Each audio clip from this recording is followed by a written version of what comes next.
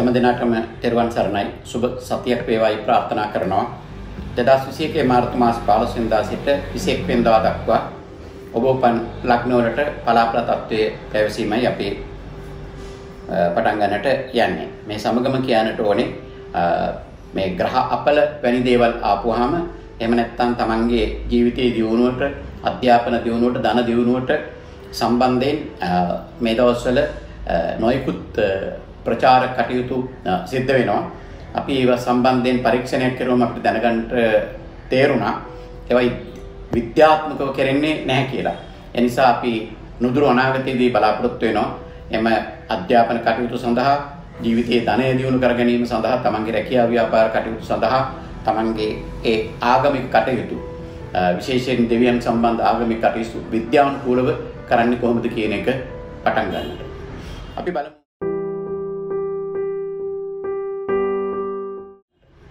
අපි බලමු මේ සතියේ මේෂ ලග්නයට කොහොමද කියලා. මේ සතියේ මේෂ ලග්නයට ග්‍රහචාරය උදා වෙන්නේ සෙනසුරු ග්‍රහය සසයෝගයෙන් දසවැන්නේ සිටියේදී බ්‍රහස්පති ග්‍රහයත් කේන්දරයේ දසවැන්නේ සිටිනවා. ඒ නිසා ඔබ බලාපොරොත්තු වෙන වෘත්තීය කටයුතු, රැකියා කටයුතු, දේශපාලන කටයුතු, සමාජ සේවා කටයුතු සාර්ථක කරගන්නට පුළුවන්. ඒ වගේම උසස් විභාග සඳහා විදේශගත වෙන්නට ඔබ බලාපොරොත්තු වෙනවා නම් ඒ සඳහා යම් යම් කල යුතු දේවල් කරන්නට මේ සතිය හොඳ සතියක්. කුම්භ රාශියේ බුධ, සිකුරු, නෙප්චූන් කියන ග්‍රහයෝ 11 වෙනි සිටින නිසා ධනය සම්බන්ධයෙන් ඔබ බලාපොරොත්තු වෙන කාරණාවලුත් කර ගන්නට පුළුවන් වෙනවා. දෙවැන්න තරමක් පොඩ්ඩක් විෂම තත්වයක පවතිනවා. රාහු සිටින නිසා ධනය ලැබෙන්න පුළුවන්. නමුත් අඟහරු සිටින නිසා ඒ ස්ථානයේදී සමහරක් වෙලාවට ලැබෙන්නට තියෙන දේක් හදිසියෙ නොලැබෙන්නට අවකාශ තියෙනවා. ඒ නිසා පුළුවන් තරම් පරිස්සමින් ධනය සම්බන්ධයෙන් කටයුතු කරන්නට මතක තබා ගන්නට අවශ්‍යයි. චන්ද්‍රයාගේ රාශි තාත්වයේ අනුව මීන රාශිය තමයි ඔබේ චන්ද්‍රයා සිටින්නේ සතිය ආරම්භ වෙන විට 15 වෙනිදා රාත්‍රී එවත් 16 වෙනිදා උදේ 4:41ට මේෂ රාශියට චන්ද්‍රයා පැමිණෙනවා. එතෙන් සිට වෘෂභ රාශිය පතු කරන තුරු එනම් 20 වෙනිදා රාත්‍රී 11:53 දක්වා කාලේ ඔබට යහපත් වෙනවා. කැපී පෙනෙන තත්වයක් ඇති වෙනවා. උසස් අයගේ ආශිර්වාදය ලබා ගන්න පුළුවනි. කලාවෙන් කටයුතු වගේ දේවල්ට ඔබ සම්බන්ධ නම් බොහොම හොඳයි. ඒ වගේම පේන දෙයක් තමයි අධ්‍යාපන කටයුතු කරන දරුවන්ට කාලය පොඩ්ඩක්වත් ඉවත නොයව තමන්ගේ ඒ කල යුතු කාරණාවල් ඒ අවස්ථාවල් වලදී කරන්නට මතක තබා ගන්න. චන්ද්‍රයා වෘෂභ රාශියේ සිට මිථුන රාශියට 20 වෙනිදා රාත්‍රී 11:53ට ගියාට පස්සේ මිථුන රාශියේදී තමන්ගේ සහෝදර සහෝදරියන් සම්බන්ධයෙන් ඔබ කරන්නට බලාපොරොත්තු වෙන යම් දෙයක් තියෙනවා නම් එය සාර්ථක කරගන්නට පුළුවන්. මේ කාලයේදී කියනවා අපි රවි මීන රාශියේ හැසිරෙන කාලයේ සුබ කටයුතු සඳහා හොඳ නැහැ කියලා ඉවරලා ව්‍යවහාරයක් එනවා. ඒ කාලේ මාසයක් වෙනවා. නමුත් ඒ කියන්නේ සිංහල අවුරුද්ද වෙනකම්ම ඒක කොණ මාසය කියන දේ කියනවා. ඒ කෙසේ වෙතත් අත්‍යවශ්‍ය සුබ කටයුතු තියෙනවා නම් අතහරින්නේ නැතුව කරන එක තමයි යහපත්. වෘෂභ ලග්නය.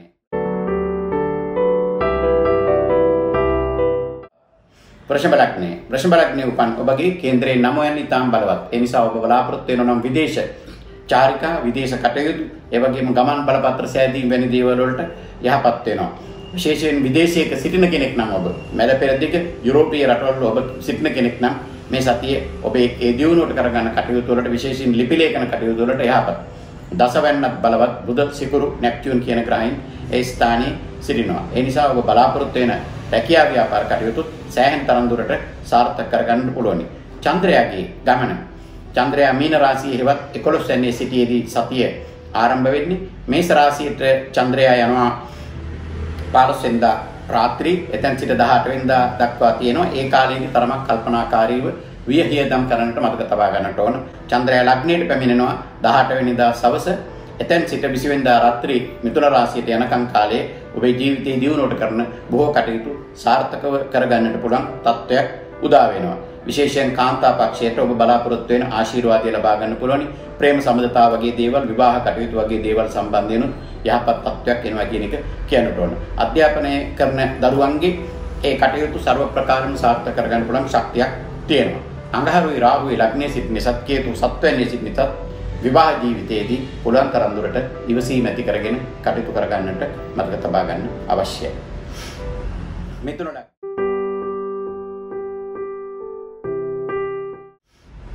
මිථුන ලග්නයේ උපන් ඔබගේ කේන්ද්‍රයේ කුම්භ රාශිය හෙවත් 9 වෙනි බුධ සිකුරු නෙප්චූන් කියන ග්‍රහයන් සිටියේදී මේ සතියේ උදා වෙන්නේ. ඒ නිසා විදේශ ගමන් සම්බන්ධයෙන් විදේශ චාරිකා සම්බන්ධයෙන් ඒ විදේශ යන් හා සම්බන්ධකම් පැවැත්වීම සම්බන්ධයෙන් මේ සතියේ ඔබට හොඳයි.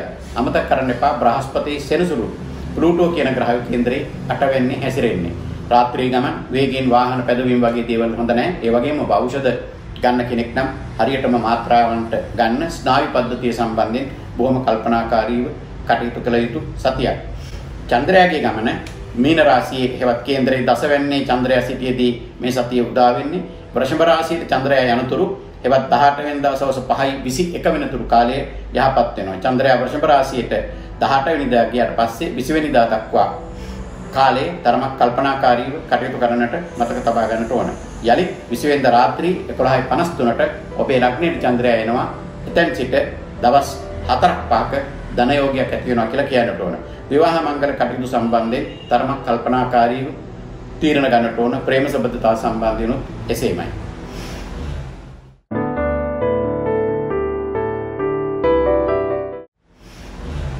කටක ලග්නයේ උපන් ඔබගේ කේන්ද්‍රයේ 7 වෙනි බලවත් වෙන සතියක් මේ. කේන්ද්‍රයේ 7 වෙනි අධිපතිය ඒ ස්ථානයේ සිටිනවා. බ්‍රහස්පති සිටිනවා. මංගල යෝග ඇති වෙන කාලයක්. ඒ වගේම ප්‍රේම සම්බන්ධතා නව සම්බන්ධතා වගේ දේවල් ඇති කරගන්නට යහපත් කාලයක් කියලා කියන්නට ඕනේ. කේන්ද්‍රයේ 11 වෙනි අඟහරු ඉරාවු ඉන්න එක ධනය සම්බන්ධයෙන් බොහොම යහපත්. ඒ නිසා ඔබ බලාපොරොත්තු වෙන ධනය සම්බන්ධයෙන් කරන කටයුතු වලදී යහපත් තත්ත්වයක් ඇති කරගන්න පුළුවන්. බුධ සිකුරු නෙප්චූන් කියන ග්‍රහය 8 වෙනි ගමන් කරන්නේ. ඒ නිසා ඥාතීන් සම්බන්ධයෙන් කරන කටයුතු වලදී බොහොම ඉවසීම ඇති කරගෙන කටයුතු කරගන්න. ඔබ යම් පාදයක රෝගයක් එහෙම නැත්නම් පාදයක ආබාධයක් ඇති කෙනෙක් නම් ඒ සම්බන්ධයෙන් කල්පනාකාරීව කටයුතු කරන්නට ඕන. ඈත ගමන් දුර ගමන් වලදී විෂ ශරීරගත වීම වගේ දේවල් සර්පයි පිස්සු බල්ලන් වගේ සතුන්ගෙන් එන හානි ගැන තරමක් කල්පනාකාරීව කටයුතු කරන්නට ඕනේ. මීන ලග්නයේ උපන් අයගේ චන්ද්‍රයා කේන්ද්‍රයේ 9 වෙනි සිටියේදී සතිය උදා වෙන්නේ. චන්ද්‍රයා වෘෂභ රාශියත් පසු කරන තුරු හෙවත් 20 වෙනිදා රාත්‍රී 11:53 දක්වා චන්ද්‍ර රාශිය හෙවත් චන්ද්‍රචාරයේ ඔබට යහපත්. ඒ නිසා මේ සතියේදී ඔබේ සුබ තත්ත්වයේ 80%කට වඩා ලැබෙනවා කියලා කියන්නට පුළුවන්.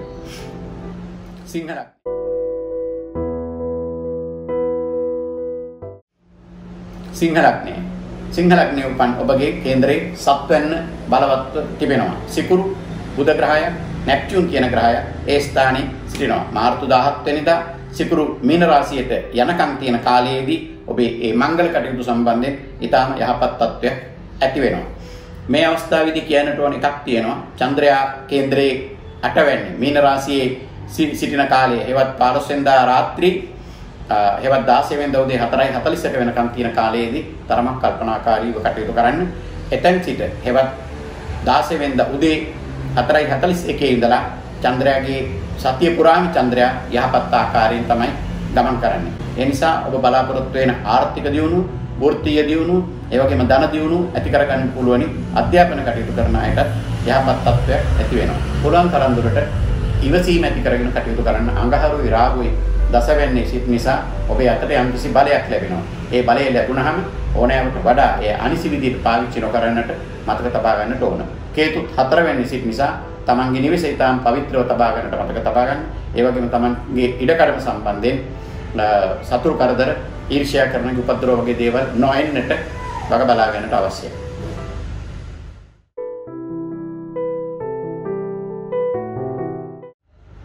කන්‍යා ලග්නයට මේ සතියේ උදා වෙන්නේ කේන්ද්‍රයේ 7 වෙනි චන්ද්‍රයා සිටියේදී. ඒ නිසා 15 වෙනිදා දවස පුරාම මංගල කටයුතු සම්බන්ධයෙන් ඔබ බලාපොරොත්තු වන කාරණාවල් සාර්ථක කරගන්න පුළුවන් කියලා කියන්නට අවශ්‍යයි. රවිචන්ද්‍ර ග්‍රහයුත් කේන්ද්‍රයේ 7 වෙනි සිටිනවා. ඒ නිසා මංගල කටයුතු සම්බන්ධයෙන් ඔබ බලාපොරොත්තු වෙන දේවල් ඉෂ්ට කරගන්නට හැකියාවක් ඇති වෙනවා. අමතක කරන්න එපා චන්ද්‍රයා මේෂ රාශියට යනවා 15 වෙනිදා රාත්‍රී හෙවත් 16 වෙනිදා උදේ 4:41ට. එතෙන් සිට වෘෂභ රාශියට යනතුරු හෙවත් 18 වෙනිදා සවස් 5:21 දක්වා කාලේ චන්ද්‍රයා ගමන් කරන්නේ 8 වෙනි. ඒ කාලේ තරමක් අයහපත් කියලා කියන්නට ඕන. ඒ නිසා ශරීර සෞඛ්‍යය ගැන අනතුරු ගැන බලාගෙන කල්පනාවෙන් කටයුතු කරන්න. යලිත් චන්ද්‍රයා වෘෂභ රාශියට යනවා 18 වෙනිදා සවස් 5:21ට. එතෙන් සිට සතිය පුරාම ඔබේ ජීවිතේ දියුණුවට කරන කටයුතු සාර්ථක කරගන්න පුළුවන්. ආගමික කටයුතු තරමක් කල්පනාකාරීව කටයුතු කරන්න බාධා පැමිණෙන්නට පුළුවනි. නමුත් ඒ බාධා මගහරවාගෙන කටයුතු කරන්නට මතක තබා ගන්නට ඕන. කේතු සිටිනවා සහෝදර ස්ථානයේ. ඒ නිසා ඥාතින් සම්බන්ධයෙන් ඔබ කරන කටයුතු වලදී පුළුවන් තරම් ඉවසීම අවශ්‍යයි. ඔබට බාර දුන් වැඩේ එහෙම නැත්නම් තමන්ගේ වගකීම හරියාකාරව ඉෂ්ට කරන්නට ඒ අවස්ථාවේදී මතක තබා ගන්නට ඕනේ.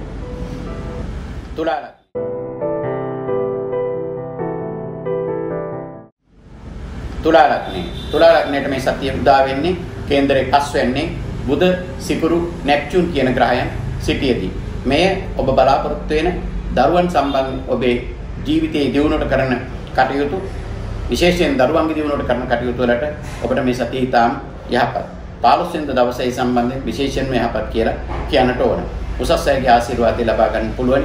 විශේෂයෙන් යම් මුදල් තැන්පත් කිරීම වගේ දේවල් කරන්න බලාපොරොත්තු වෙනවා. මේ සමුද දවස පුරාම ඔබට ඒ තත්ත්වයේ යහපත් තත්ත්වයක් ඇති වෙනවා. කේන්දරේ 8 වෙන්න ශක්තිමත් නැහැ. අඟහරුයි රාහුයි ඒ ස්ථානයේ සිටින්නේ. අනතුරු රෝග වගේ දේවල් ගැන පරිස්සම් වෙන්නට ඕන. වාහන පැදවීම වගේ දේවල් වලදී කල්පනාකාරීව කටයුතු කරන්නට ඕන. ප්‍රේම සම්බන්ධතා මංගල කටයුතු වලදී තරමක් ඉවසීමෙන් යුක්තව කටයුතු කරන්න මතක තබා ගන්න. චන්ද්‍රයාගේ රාශිය ගන්නකොට තුලා ලග්නයට සතිය ආරම්භයේදී චන්ද්‍රයා මීන රාශියේ සිටින්නේ 16 වෙනිදා උදේ 4:41 දක්වා කල්පනාකාරීව කටයුතු කළ යුතුයි. එතෙන් සිට 18 වෙනිදා සවස් 5:21 දක්වා මේෂ රාශියේ චන්ද්‍රයා හැසිරෙන කාලයේ ඔබ බලාපොරොත්තු වෙන ව්‍යාපාර කටයුතු, රැකියා කටයුතු, ඒ වගේම දුර ගමන් සම්බන්ධයෙන් කරන්න බලාපොරොත්තු වෙන ව්‍යාපාර කටයුතු සම්බන්ධයෙන්, දරුවන්ගේ දියුණුව සම්බන්ධයෙන් කරන කටයුතු සාර්ථක කරගන්න පුළුවන්. යලිත් චන්ද්‍රයා 18 වෙනිදා සවස් වෘෂභ රාශියට යනවා. එතෙන් සිට 20 වෙනිදා දක්වා කාලේ බොහොම කල්පනාකාරීව කටයුතු කරගන්න. ඉවසීම අවශ්‍යයි. ආගමික භක්තිය, ආගමික ශක්තිය වැඩි කරගන්න.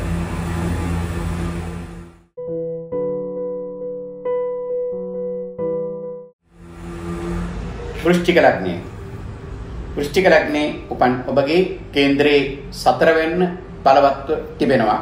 බුධ සිකුරු නෙප්චූන් කියන ග්‍රහයන්ගෙන්. ඒ වගේම සිකුරු උච්ච වෙලා මාර්තු 17 වෙනිදා කේන්දරේ 5 වෙන්නට පිවිසෙනවා.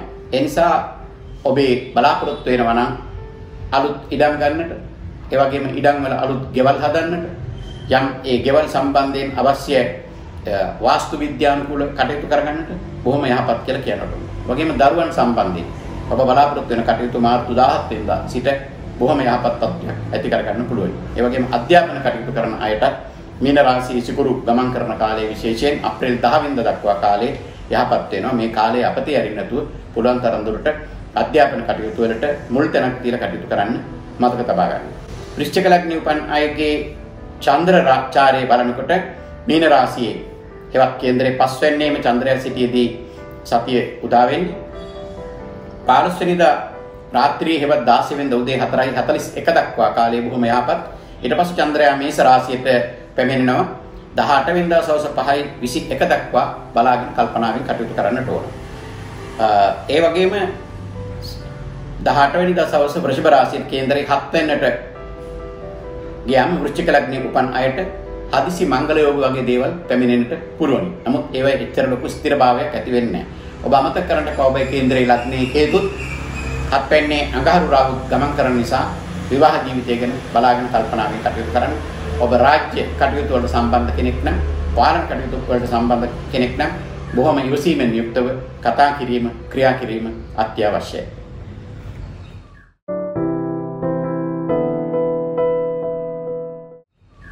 ධනු ලග්නයට මේ සතිය උදා වෙන්නේ කේන්දරේ 3 වෙන්නේ බුධ සිකුරු නෙප්චූන් කියන ග්‍රහයන් සිටියේදී. සිකුරු කේන්දරේ 4 වෙන්නට ගමන් කරනවා මාර්තු මාසේ 17 වෙනිදා උදේ 3:01ට.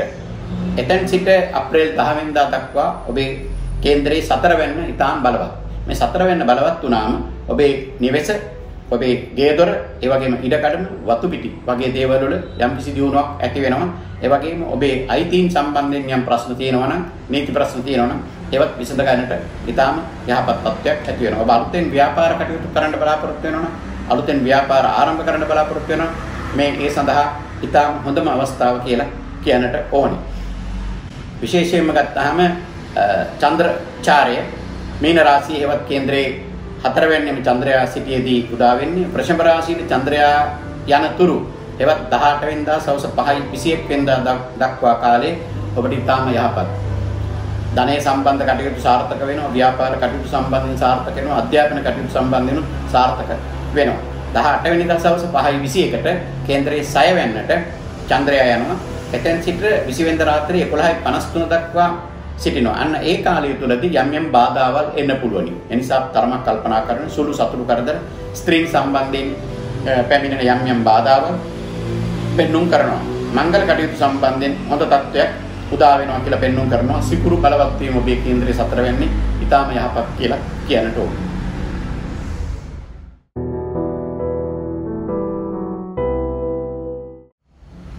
මකර ලග්නය. මකර ලග්නය උපන් ඔබගේ බ්‍රහස්පති සෙනසුරුයි ප්ලූටෝ කියන ග්‍රහය කේන්ද්‍රයේ ලග්නයේ සිටිනවා. ඥානීය යොදවා කටයුතු කිරීම ඉතාම අවශ්‍යයි. ඒ වගේම කිසිම වැඩක් කල්පනාවෙන් තොරව කරන්නට එපා. ඒ මනාව සැලසුම් කරලා හැම දෙයක්ම ඉතාම පිරිසිදුව කරන්නට මතක තබා ගන්නට. යම් කිසි කම්මැලිකමක් එන්න පුළුවනි. එහෙම නැත්නම් රෝගාතුර බවක් වගේ දෙයක් හදවතට දැනෙන්න පුළුවනි.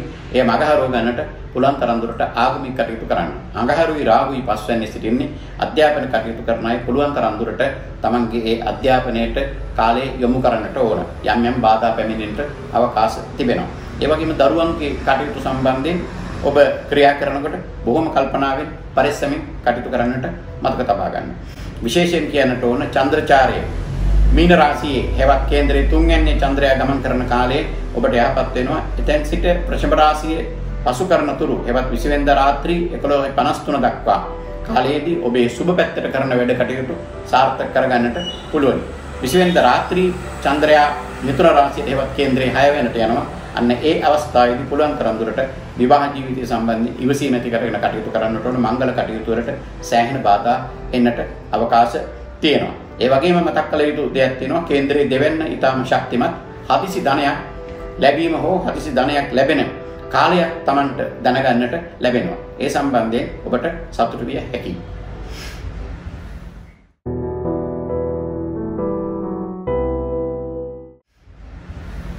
කුම්භ ලග්නය.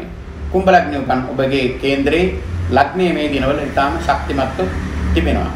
බුධ, සිකුරු, නැප්චූන් කියන ග්‍රහයෝ බලවත්ව සිටින්නේ. ඒ නිසා ඔබ බලාපොරොත්තු වෙන උසස් වීම වගේ දේවල් සාර්ථක කරගන්න පුළුවන්. සමාජයේ ජනප්‍රිය තත්ත්වයක් ඇති වෙනවා. කලා කටයුතු, දේශපාලන කටයුතු, සමාජ සේවා කටයුතු වැනි දේවල් වලට ඔබ හෙවත් නායකත්වයට කිට්ටු කෙනෙක් නම් අනිවාර්යයෙන්ම මේ සතියේ ඔබ බලාපොරොත්තු වෙන කාරණාව සාර්ථක කරගන්නට පුළුවන්. විශේෂයෙන් මාර්තු 17 වෙනිදා උදේ 3:01ට සිකුරු මීන රාශියට ගියාම හොඳම ධන යෝගයක් ඇති වෙනවා. ඒක නිසා හදිසි ධනයක් ලැබෙන්නට කුම්භ ලග්නය උපන් අයට හොඳටම ඉඩකඩ තියෙනවා. කේන්ද්‍රයේ 4 වෙන්නත් බලවත්, ඒ වගේම කේන්ද්‍රයේ දෙවන්නත් බලවත් වෙනවා. ඒ නිසා ධනය සම්බන්ධයෙන් ඔබ බලාපොරොත්තු වෙන හැම කාරණයක්ම වගේ සාර්ථක කරගන්න පුළුවන්. සතිය පුරාම චන්ද්‍රයා ඊටාම යහපත් ආකාරයෙන් ගමන් කරනවා. දෙවන්නේ හෙවත් ධනස්ථානයේ මීන රාශියේ චන්ද්‍රයා සිටින්නේ.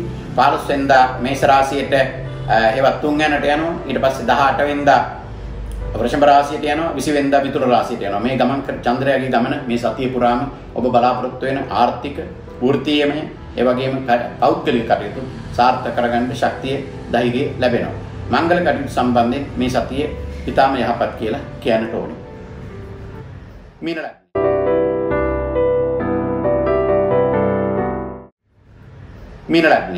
මීන ලග්නයට හොඳ සුබ ආරංචියක් ලැබෙන සතියක් තමයි මේ. සෑහෙන කාලයකට පස්සේ ඔබේ කේන්ද්‍රයේ සිකුරු උච්ච වෙලා ලග්නයට එනවා. මීන රාශියේ සිකුරු සිටිනවා කියලා කියන්නේ මලවි කියන යෝගයේ යෙදෙනවා. යම්කිසි ග්‍රහයන්ගේ තියෙනවා පංචමහා පුරුෂ යෝග කියලා. ඒ පංචමහා පුරුෂ යෝගවලදී සිකුරු මීන රාශියට පැමිණීම මලවි යෝගයේ හෙවත් ඊටම බල සම්පන්න යෝගයක්. ඉතින් ඔබ මීන ලග්නයේ උපන් කෙනෙක් නම් මේ කාලේ විශේෂයෙන් අතහරින්නට එපා. මතක තබා ගන්න මීන රාශියේ අප්‍රේල් 10 වෙනිදා දක්වා කාලේ සිකුරු දින 24ක් සිකුරු උච්ච වෙලා සිටිනවා. එනිසා මංගල කටයුතු සම්බන්ධයෙන් විශේෂයෙන් ඔබට යහපත් කියලා කියන්න පුළුවනි. කැපී පෙනෙන තත්ත්වයක් ඇති වෙනවා. ඔබ කියන දේ අනිත් අය විශ්වාස කරනවා.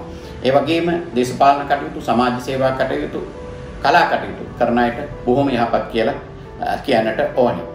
චන්ද්‍රයත් ලග්නයේ සිටේදී තමයි සතිය ආරම්භ වෙන්නේ.